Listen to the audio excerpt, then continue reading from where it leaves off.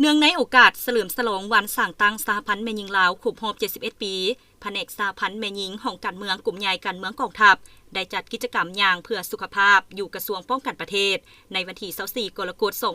2026 นี้โดยการเป็นประธานของสหายพันเอกบุญเพ็งแก้วนาทีรองหัวหน้าของการเมืองกลุ่มใหญ่การเมืองกองทัพมีสหายพันเอกนางป่าวงแสวงรองหัวหน้าของการสหพันธ์แม่หญิงกองทัพมีคณะภาคณะบรรษา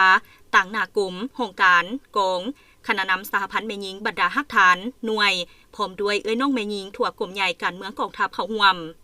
โอกาสนี้สหายพันเอกบุญเพ็งแก้วนาทีได้กล่าวเปิดพิธีอย่างเป็นทางการซึ่งได้ยกให้เห็นถึงประวัติมูลเสื้อการกำเนิดเติบใหญ่ขยายตัวและผลงานการเคลื่อนไหวขององค์การจัดตั้งสหพันธ์แม่หญิงลาวก็คือแม่หญิงลาวบรรดาเผ่าที่ได้อุทิศชีวิตสติปัญญาและเหือแห้งของตนเพื่อภารกิจต่อสู้ปลดปล่อยชาติต้านศัตรูผู้หุกหาญผ่านหลายยุคหลายสมัยมีแม่หญิงจำนวนบ่น้อยที่ถูกศัตรูจับกุมคุ้มขังทุบตีทรมาน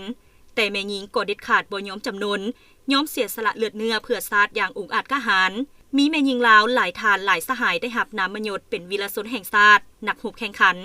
ฉะนั้นจึงเว้าได้ว่าแม่หญิงลาวมีผลงานอันใหญ่หลวงประกอบส่วนเข้าในภารกิจต่อสู้กู้ชาติปกปักรักษาและสร้างสาพัฒนาประเทศชาติก็คือภารกิจพัฒนาแม่หญิงลาว